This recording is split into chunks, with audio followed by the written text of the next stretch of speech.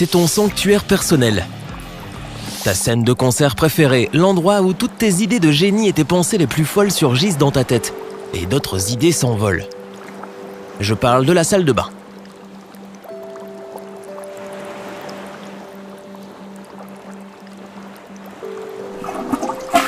Quoi ? Tu ne chantes pas dans ta salle de bain ? Tu devrais essayer, on se sent tellement bien. Enfin, quand tu fais ce que tu as à faire dans la salle de bain, le fais-tu correctement ou commets-tu ces 13 erreurs courantes ? Numéro 1. Fais-tu attention à ta brosse à dents ? Elle se sent seule. Enfin, pas tant que ça. Ta brosse à dents renferme plus de 10 millions de bactéries, dont l'E. coli.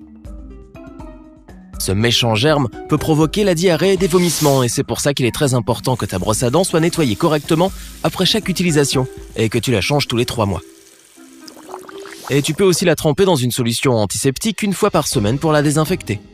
Oublie les capuchons de brosse à dents, ils ne font que favoriser le développement des bactéries. Et s'il te plaît, ne la laisse pas n'importe où. Place-la plutôt dans l'armoire de la salle de bain. Numéro 2. Quand as-tu acheté cette éponge ? Tu ne peux franchement pas te nettoyer comme il se doit si tu frottes des germes sur ton corps. Oui, il se faufile dans ton éponge aussi si tu ne la changes pas assez souvent. Cela se produit car la peau des cellules se retrouve coincée dans l'éponge. Et avec toute la vapeur d'eau, des micro-organismes commencent à se multiplier.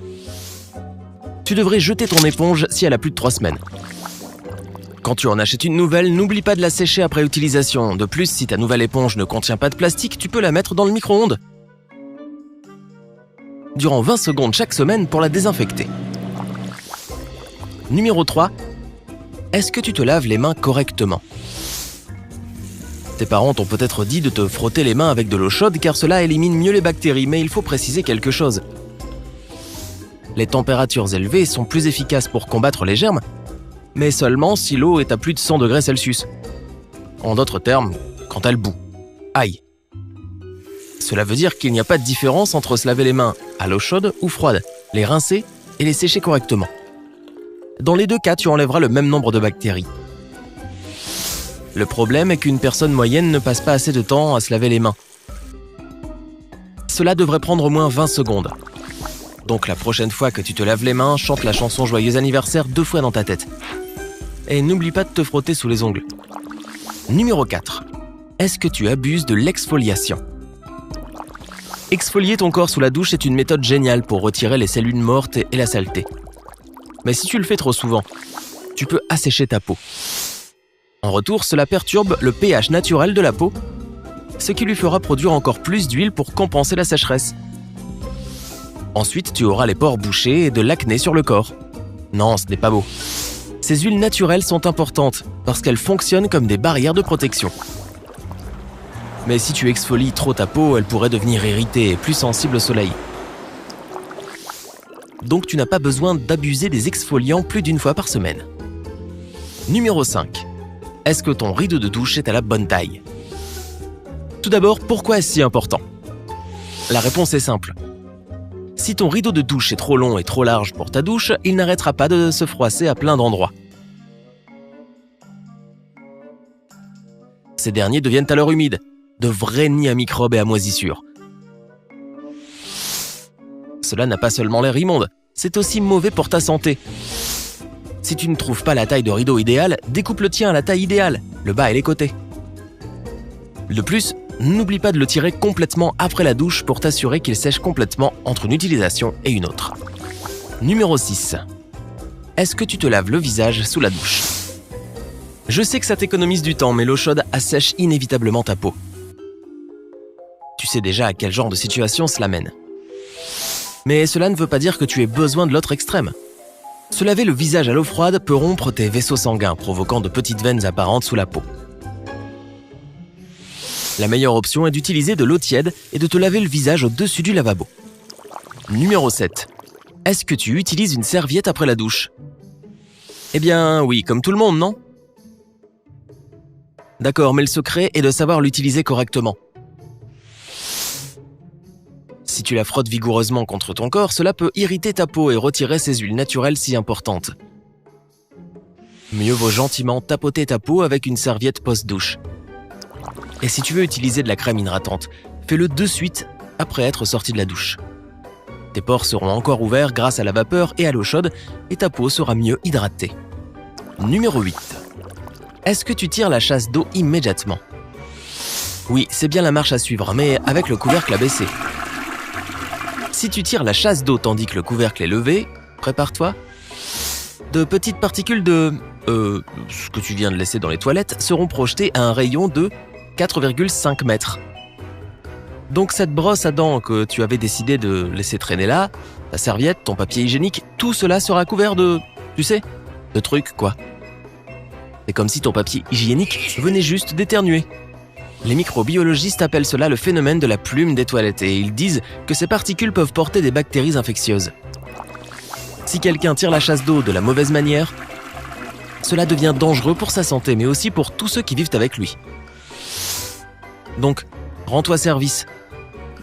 Baisse ce couvercle de toilette. Numéro 9. Est-ce que ta brosse de toilette est assez propre? Comme la chasse d'eau, voici quelque chose que la plupart d'entre nous oublions. Tu prends la brosse, tu nettoies et tu la remets tout de suite sur son support. Mauvaise idée, car une brosse trempée dans une petite zone compacte mène seulement à une chose, les germes et le développement de bactéries.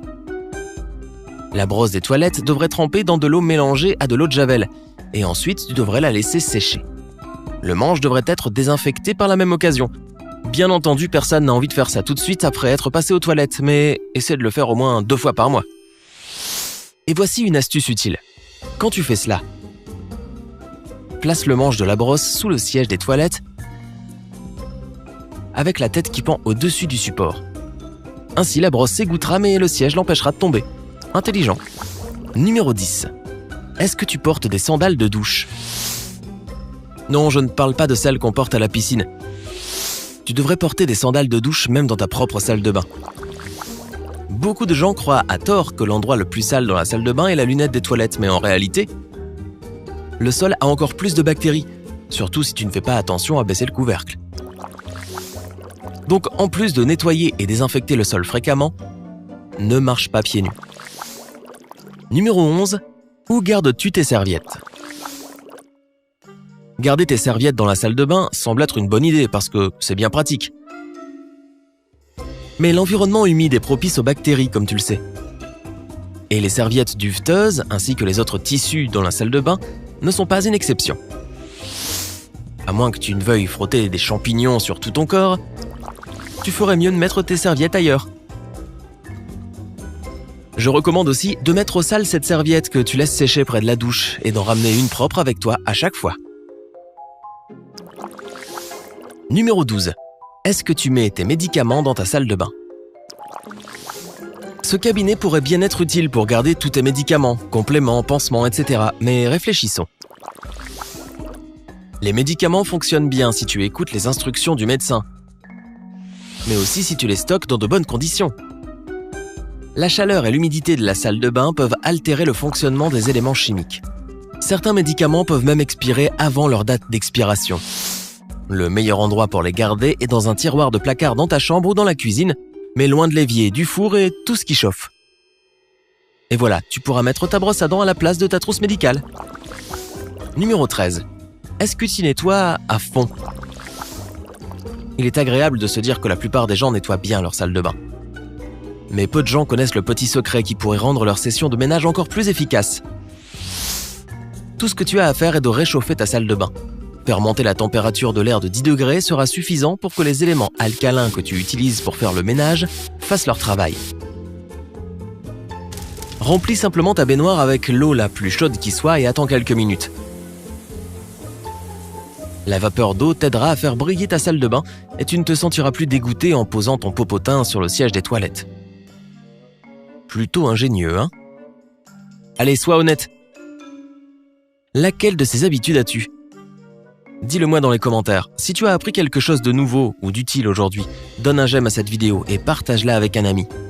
Mais ne t'en va pas de suite. Nous avons plus de 2000 vidéos super pour toi.